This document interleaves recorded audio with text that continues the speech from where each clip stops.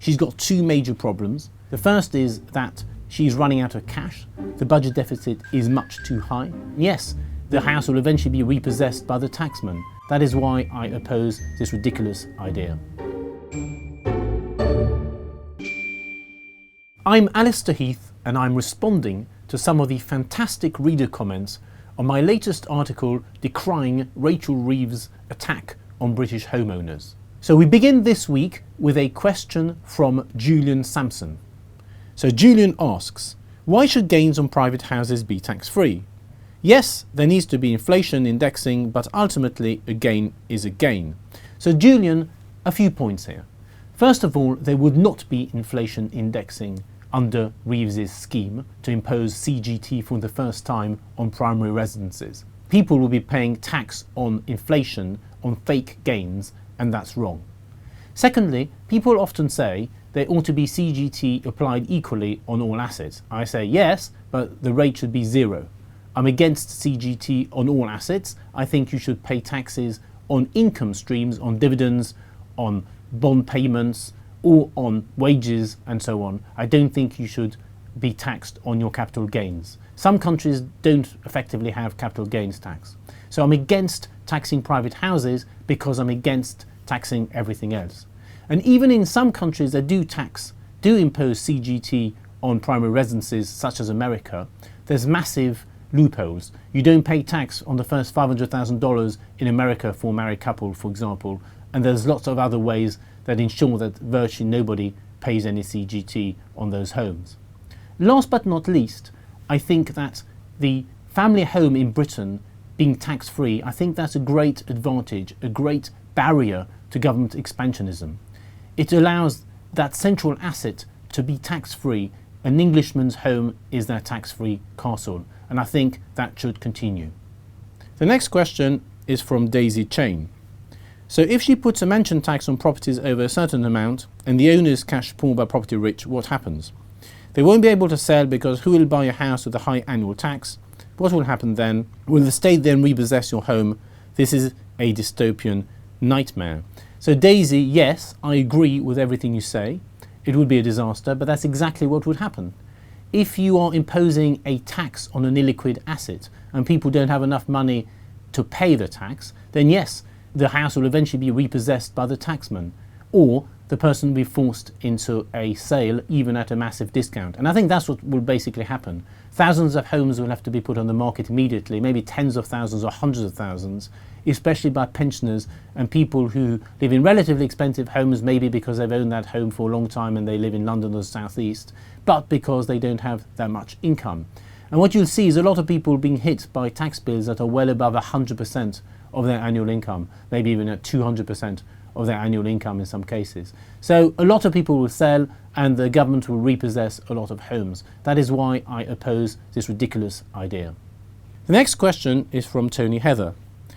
I agree with the mansion tax.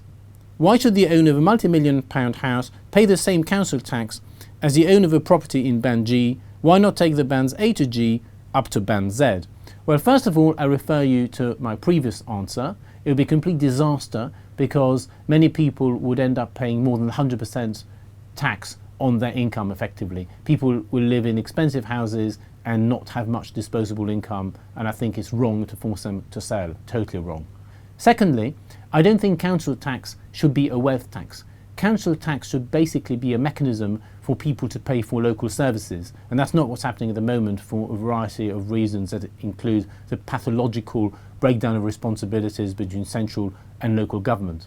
Effectively, you should pay council tax to pay for road maintenance, rubbish collection and things like that. So it may well be that we should scrap the existing system of council tax and replace it by either tiny proportion of income tax being allocated to a council, or maybe even local sales taxes at a county level, that sort of thing. There's a way of rethinking entirely local government taxation, but it should not degenerate into a wealth tax. In America, a lot of local governments levy mini, small wealth taxes or property taxes, and that creates massive opposition. You often have tax revolts. But the big difference with America is that people can move quite easily, and there's a massive difference in tax rates depending on where you live. That would not be the same in the UK, especially with the complete dominance of London, which inevitably will be a very high tax area. So I think it's a terrible mistake to keep council tax going, and it'd be even worse to turn it into a mansion tax by creating upper bands. The next question comes from Ross Denholm. Great, these taxes might make homes affordable for young people and those starting a family wanting to trade up. If any luck, it might also turn property into being seen as a home to shelter you from the element again, instead of being seen as an investment for greedy landowners, developers and banks wanting to charge people more and more interest on the back of sky-high property prices. Unfortunately, it wouldn't. It would collapse and implode the economy.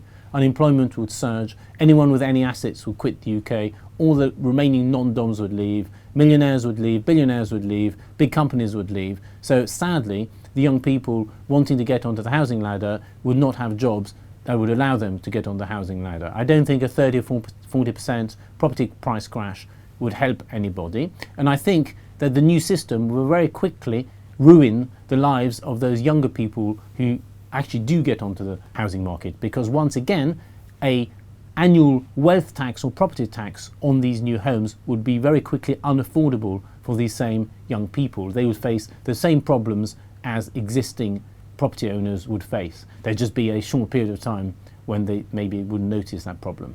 So the system wouldn't work. It's not that it's a pro-old people or pro-young people system, it's bad for everybody. The next question comes from Nigel Curtis. The poll tax brought Margaret Thatcher down. If Reeves did any of this, what should bring the whole Labour government down? Middle England will not tolerate state appropriation of private wealth on this scale, particularly when they see it squandered on things such as illegal migration, the Mauritian government, blatant abuse of the benefit system, and Ed Miliband's net zero crusade.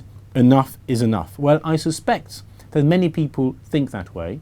The Labour government is already polling at a catastrophically low level, 18, 19, 20%, that sort of thing.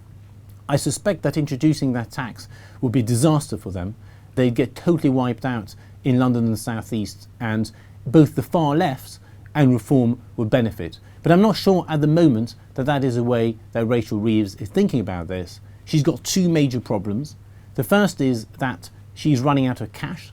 The budget deficit is much too high. The bond market vigilantes are prowling. So she just wants to raise money at any cost and doesn't really care about the consequences. The left has also prevented her from making any spending cuts, and she'd love to redeem herself with those people. She'd rather go down fighting but taking on the last remaining bastion of the forces of conservatism, i.e. private homeowners, than just simply be wiped away in any case. So I think we face a political crisis and a major tax revolt coming down the road anytime soon. As always, thank you to all our subscribers for your comments. Keep them coming, and we will try and respond to as many of you as possible.